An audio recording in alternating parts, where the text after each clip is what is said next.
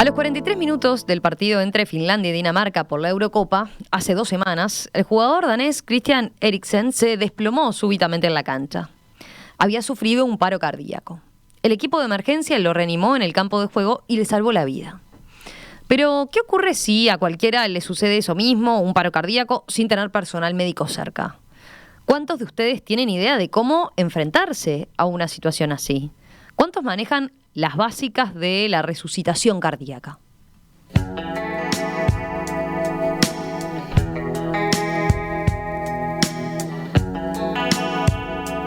Expandir esos conocimientos es lo que busca cambiar un proyecto de ley presentado por el diputado nacionalista Gabriel Giannoli. De aprobarse, se sumaría a la educación secundaria y superior la enseñanza curricular en resucitación cardíaca pulmonar básica. Vamos a conversar sobre esto con el legislador que integra el Espacio 40 del Partido Nacional. Diputado Giannoli, ¿qué tal? Buen día, un gusto saludarlo. ¿Cómo le va? Buen día, el gusto es mío. Bueno, el proyecto original, me comentaba usted, y figura en antecedentes del Parlamento, fue presentado hace tiempo, ¿no? Por el ministro de Defensa, Javier García, y usted ahora lo retomó concretamente a fines del año pasado, ¿verdad? Así es, en el 2017, el entonces senador Javier García había presentado este proyecto que mantenía prácticamente la misma línea, y nosotros el año pasado, a raíz de actividades que se venían desarrollando, Parlamento Cardioprotegido, Uruguay Cardioprotegido, que lleva adelante la primera dama, entendimos que debíamos retomar este proyecto. ¿Que no había tenido tratamiento a lo largo de estos años? En el 2017 quedó archivado. No avanzó el proyecto. Y bueno, nosotros volvimos a impulsarlo, contando con el apoyo de expresidentes del Consejo Nacional de Resucitación y responsables de los sitios cerca. Existe una aplicación cerca, es bueno que la ciudadanía lo tenga claro, sí, para saber dónde están los desfibriladores. Pero exacto. Bueno, todo esto es una estructura armada que viene desde larga data, que necesita también de la parte humana, de poder ver la situación y poder actuar. Sí, yo preguntaba eso, ¿no? Le preguntaba a los oyentes, bueno, ¿saben cómo actuar? Y capaz que ahí vale la pena poner énfasis en lo importante de esos primeros minutos cuando uno se enfrenta a una situación así, ¿no? Lo importante del trabajo de resucitación cardíaca. Usted lo plantea, ¿no? En el proyecto, de la exposición de motivos del proyecto de ley. Exactamente. Lo fundamental en el caso de este proyecto es transformar a los estudiantes en potenciales reanimadores. La muerte súbita ocurre en el ámbito extrahospitalario y allí uno tiene que tener el ojo atento para, en el entretiempo de la llegada de la emergencia móvil, poder realizar un masaje cardíaco que mantenga a la persona. Y estudios dicen que realizando el masaje cardíaco mientras llega los profesionales, tiene un 90% de posibilidades de salvar la vida. Y por el contrario, el no hacer nada, cada minuto cuenta para daños neurológicos irreversibles y también la pérdida de la vida. Claro. Sí, son cifras impactantes, ¿no? Cuando uno ve lo que puede hacer, el potencial que tiene el actuar bien, el saber actuar y el poder utilizar esta herramienta es realmente importante, ¿no? Aumenta, como decía, 90% si se aplica el masaje cardíaco a tiempo. Veía además totalmente otras cifras que usted presenta, ¿no? De que en Uruguay mueren unas 5.000 personas cada año a causa de muerte súbita, ¿no? Así es.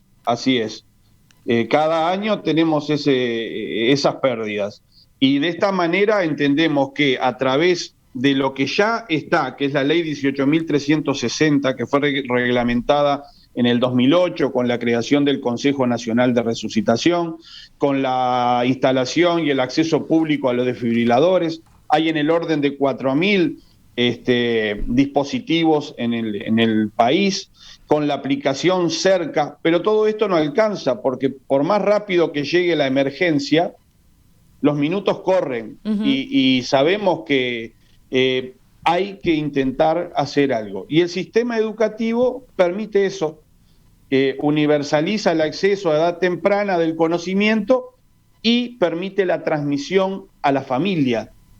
Todos nosotros como padres hemos aprendido cosas con nuestros hijos, y eso permite también tener el ojo ante una situación que aparece de manera súbita y atenderla, porque no hacer nada implica la pérdida de la vida.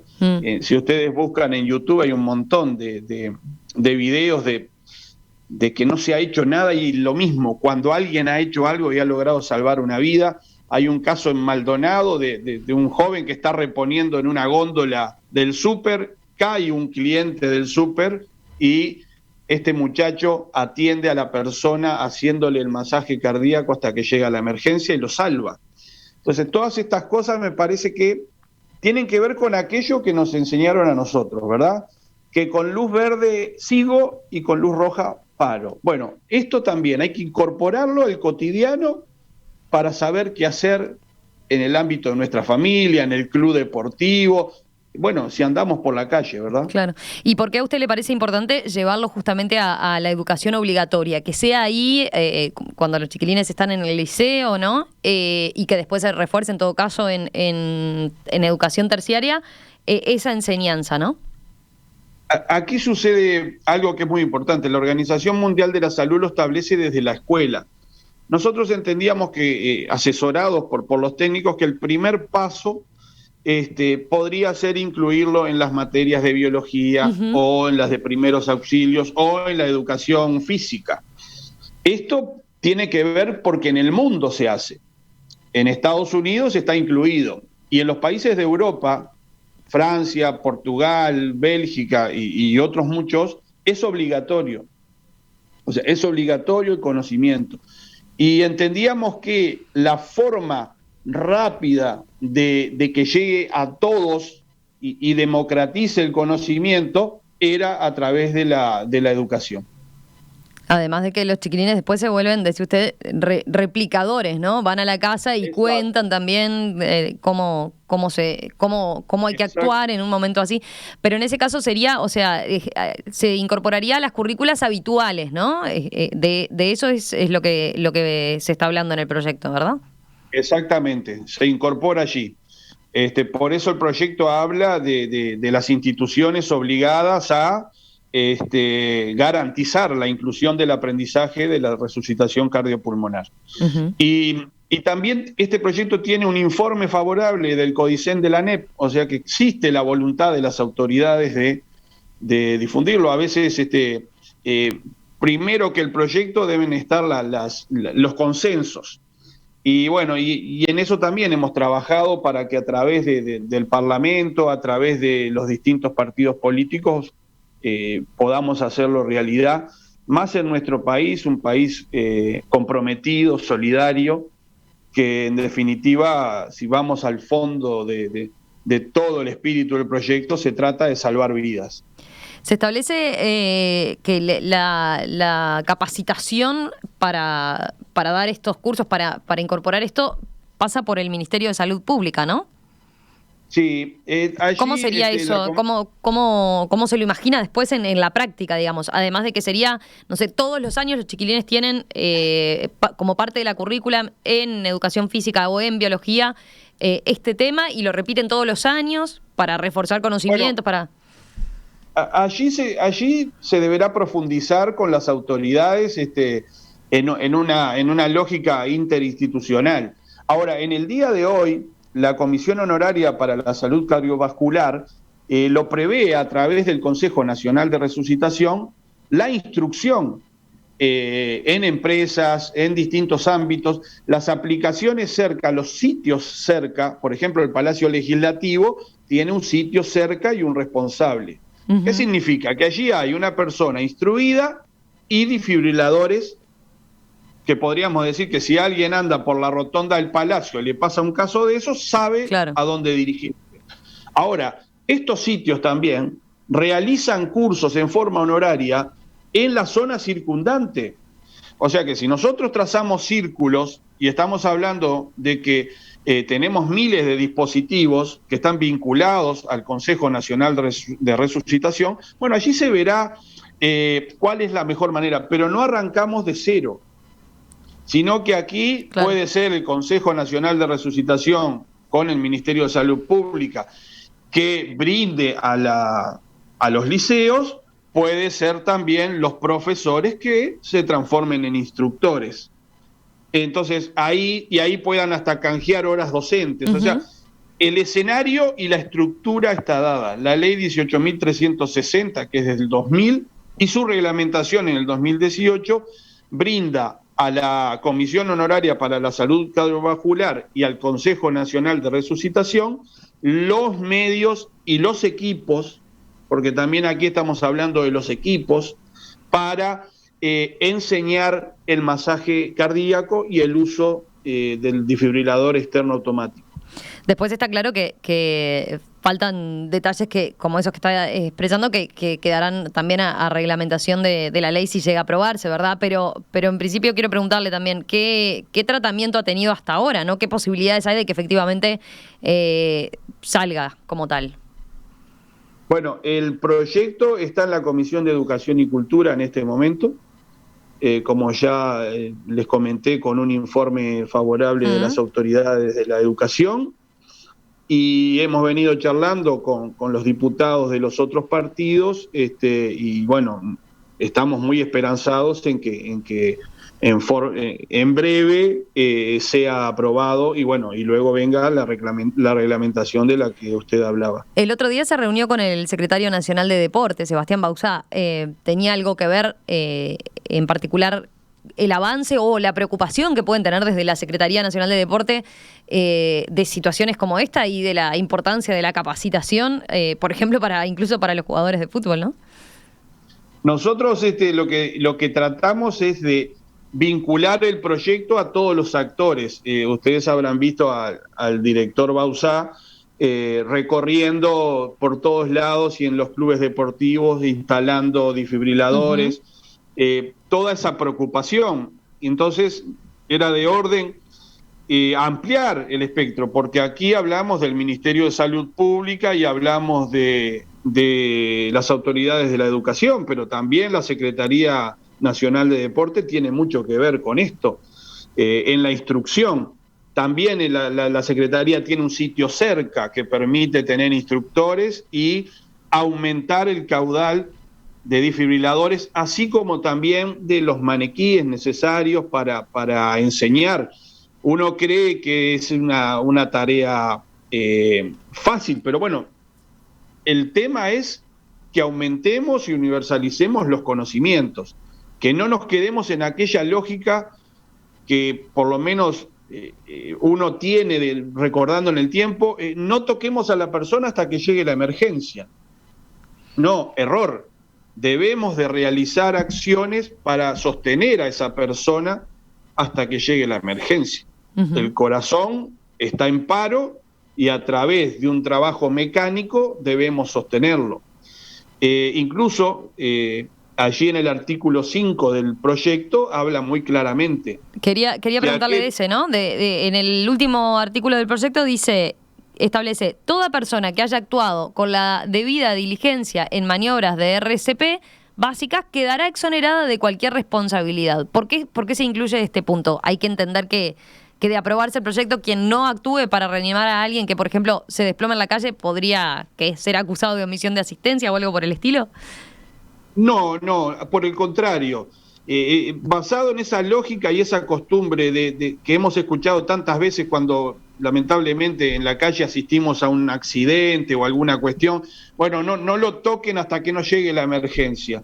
Acá lo que estamos hablando es que si nosotros somos conscientes que alguien se desplomó, que lo único que advertimos que no hubo un incidente, no hubo un atropello, no hubo un accidente, sin embargo es que dejó de latir el corazón, la persona tenga la tranquilidad que sus acciones no van a tener un perjuicio. Claro. Por el contrario, alentamos a que la gente se informe y de la misma manera que sabemos que ante un accidente debemos asistir, porque si no estaríamos en omisión. En este caso, con los conocimientos necesarios, podamos contribuir a salvar una vida. Usted dice buscando eliminar al revés eso, la idea esa que tenemos a priori de dejarlo quietito, ¿no? De no hagas nada porque ahora viene y por las dudas de generar algún daño. Es para darle garantías a la persona que vaya a actuar, porque bueno, a veces puede pasar, ¿no? Es una presión muy fuerte la que hay que hacer y un trabajo con un desgaste físico importante que puede llevar a que se le quiebre una costilla, por ejemplo, ¿no?